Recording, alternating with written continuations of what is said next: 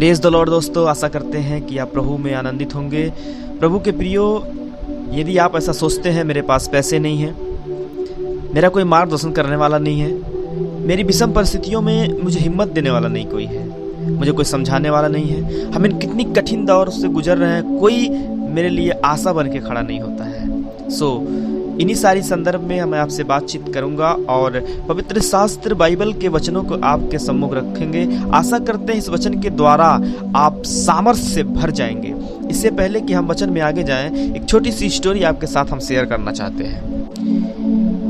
एक बार शैतान बाजार जाता है और अपने उन उपकरणों को बेचता है जिससे वह अविश्वासियों को धंधा करने के लिए और परमेश्वर के साथ जो निकटतम से चल रहे हैं मसीहों को, विश्वास को नष्ट करने के लिए उपयोग करता था। सभी छोटे छोटे शैतानों को भी विश्वास योग मसीही, नामधारी मसीही और दुनिया के अविश्वासी लोगों को धोखा देने के उनके काम के लिए इन उपकरणों को खरीदने के लिए आमंत्रित किया गया था।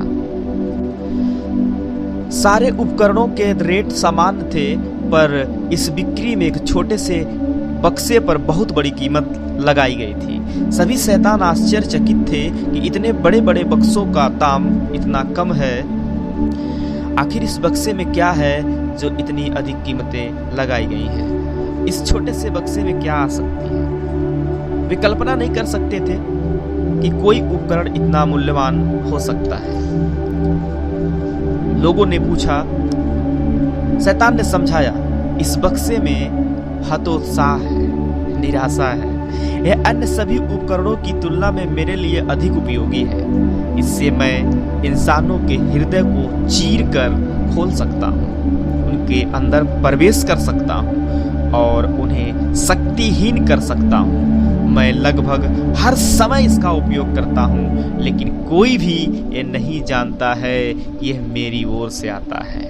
मैं इससे लोगों को धोखा देता हूँ, जिससे उन्हें सब कुछ निराशाजनक दिखता है और आखिरकार उन्हें हार मानने के लिए विवश करता हूँ। प्रभु के प्रियो, एक मनोरंजक कहानी है, लेकिन यह एक शक्तिशाली बात कहती है।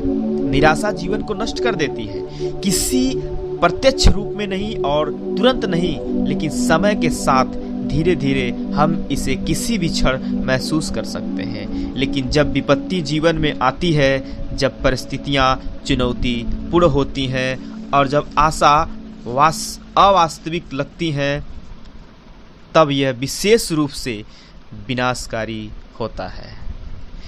निराशा, हतोत्साह से समस्या बहुत बड़ी लगती है और परमेश्वर छोटे लगते हैं और आज नहीं तो कल हम हार मानने लगते हैं। पर क्या इस हतोत्साह में, इस निराशा में क्या कुछ ऐसा है जो हमें आशा से भर सकता है? क्या कुछ ऐसा है जो हमें उत्साहित कर सकता है? परिभाषा के अनुसार हतोत्साह का अर्थ है साहस खोना। जब हमारे भीतर साहस बढ़ता है तो हम परिस्थितियों का सामना कर सकते हैं। हम जानते हैं कि परमेश्वर हमारे रास्ते के किसी भी पहाड़ से बड़े हैं। हम आगे बढ़ते हैं इस विश्वास के साथ कि जो हमें सामर्थ्य देता है, उस मसीह के द्वारा हम सब कुछ कर सकते हैं। जैसा कि आप फिलिपियों 4 अध्याय के 13 पद में पढ़ सकते हैं, वहाँ इस प्रकार से लिखा हुआ है, जो मुझे सामर्थ्य देता है उसमें मैं सब कुछ कर सकता हूँ। हतोत्साह, निराशा हमारे सारे आत्मविश्वास को मिटा देता है और हमारे हृदय को कमजोर बना देता है। यह धीरे धीरे हमें यकीन दिलाने लगता है कि हम शक्तिहीन हैं, कभी कुछ नहीं कर सकते, कभी कुछ नहीं बदलेगा, कि कोशिश करने की भी कोई अर्थ नहीं है। यह भावना समझौता कराती है, छोटा मार्ग लेने के लिए प्रेरित करती है और हार मानना हमें सबसे अच्छा विकल्प लगता है। आपने भी शायद इस भावना को अनुभव किया होगा। अधिकांश लोग कम से कम जीवन के कुछ मौसमों में यह अनुभव करते हैं। इसलिए जब आप इस वीडियो को देख रहे हैं, इस वचन को सुन रहे हैं, मैं चाहता हूं कि आप अपनी सबसे निराशाजनक स्थिति को ध्यान में रखते हुए यह वीडियो देखें। मेरा मानना है कि यदि आप यह प्रार्थना पूर्वक करेंगे तो परमेश्वर उस स्थिति के बारे में या अन्य किसी परिस्थिति के बारे में अपने वचन के माध्यम से बात करेंगे। हतोत्साह हमारे जीवन के लिए परमेश्वर की योजनाओं का सबसे पहला विध्वंसक है। यदि हम स्वर्ग के दृष्टिकोण से देखते हैं तो हमें एहसास होता है कि हम अक्सर उसी क्षण से पहले हार मान लेते हैं, जबकि परमेश्वर हमें उच्चतम और सर्वश्रेष्ठ आशीष को प्राप्त करने देने ही जा रहा होता है और हम प्राप्त करने ही वाले होते हैं। जब चीजें हमें प्राप्त होने ही वाली रहती है, उससे पहले ही हम हार मानकर छोड़कर चले जाते हैं, या एक नशेड़ी मुक्त होने के कुछ समय पहले ही निराशा में डूब जाता है और पुरानी आदतों में वापस चला जाता है। कभी कोई चीज हम छोड़ने से पहले, अब छूटने ही वाला रहता, उससे पहले हम हार मान लेते हैं। यह एक दर्दनाक बात है जो बार बार होती है। लेकिन परमेश्वर ने हमें उत्साहित करने वाले अजगर को मारने के लिए एक योजना दी है। जब हम थक कर सोचते हैं कैसे जीवित रहें, जब हम सभी कोशिशें कर चुके हों, जब हम प्रार्थना करने के बाद भी हमें उत्तर नहीं देखते हैं, जब मन ही मन हार मानना चाहते हैं क्योंकि अब हम और निराशा नहीं सह सकते, तब वह हमें एक उत्तर देते हैं। जैसे हमने देखा, परमेश्वर की योजना एक मनोभाव के साथ आरंभ होती है, आनंद के साथ धीरज रखना। यह मनोभाव एक परिणाम उत्तर करता है कि हम परिपक्व पूर्ण बनते हैं और हमें किसी बात की घटी नहीं होती। परमेश्वर हमें एक अमूल्य संसाधन भी देते हैं जिसे अलौकिक बुद्धि कहते हैं। जैसा कि हम याकूब 1 में आगे बढ़ते हैं, परमेश्वर हमें एक धर्म विज्ञान देते हैं, एक दिव्य परिप्रेक्ष्य जीवन, परिस्थितियां और हमारे भविष्य के बारे में एक बड़ी योजना। जब हम वह परिप्रेक्ष्य हम में समा जाता है तो हतोत्साहित शक्तिहीन हो जाता है। जैसा कि वचन 1 अध्याय के 9 से 12 तक हम देखते हैं, इस प्रकार से लिखा है, दीन भाई अपने ऊंचे पद पे घमंड करे और धनवान अपनी नीच दशा पर। दीन भाई ऊंचे पद पे घमंड करे और धनवान अपनी नीच दशा पर। क्या कहना चाहता है? क्योंकि आगे लिखा है, क्योंकि वह घास के फूल की तरह मिट जाएगा, क्योंकि सूर्य उदय होते ही कड़ी धूप पड़ती है और घास को सुखा देती है और उसका फूल झड़ जाता है और उसकी शोभा मिटती जाती है। उसी प्रकार धनवान भी अपने कार्यों के मध्य में ही लोप हो जाएंगे। धन्य है वह मनुष्य जो परीक्षा में स्थिर रहता है, क्योंकि वह खरा निकलकर जीवन का मुकुट पाएगा, जिसकी कसम, जिसकी प्रतिज्ञा प्रभु ने अपने प्रेम करने वालों को दी है।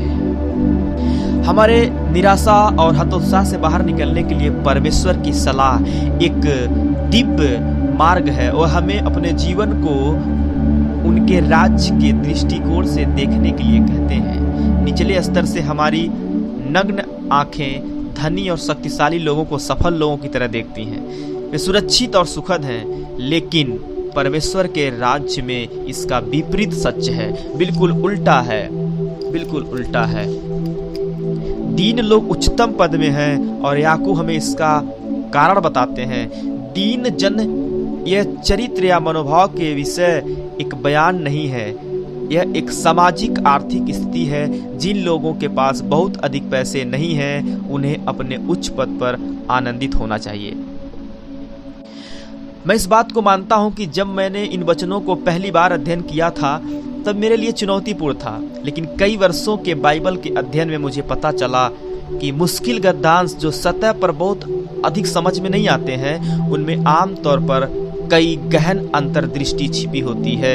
यह उन गद्यांशों में से एक है। स्वर्ग के दृष्टिकोण से जो लोग स्वयं को बहुत चुनौतीपूर्ण परिस्थितियों में पाते हैं, वे स्वाभाविक रूप से परमेश्वर पर अधिक निर्भर होते हैं और यह ही मनुष्य के लिए सर्वोच्च पद हो सकता है। जब हमारे पास कुछ भी नहीं होता है तो हम अपने आप परमेश्वर की ओर मुड़ते हैं। प्रभु के प्रियो, परमेश्वर अगर आपको किसी परिस्थिति में रखा है, उसमें भी उसकी योजना है। इसीलिए हमेशा आप सकारात्मक दृष्टि से इन चीज़ों को लें कि आज मैं इस परिस्थिति में हूँ, इसमें भी परमेश्वर की योजना में हूँ और इसका परिणाम मेरे लिए बेहतर से बेहतर होगा। सो आशा करते हैं इस छोटे से संदेश के द्वारा आपको थोड़ा बहुत आशा मिला होगा। प्रभु आपको आशीष दे। जय मसीह की।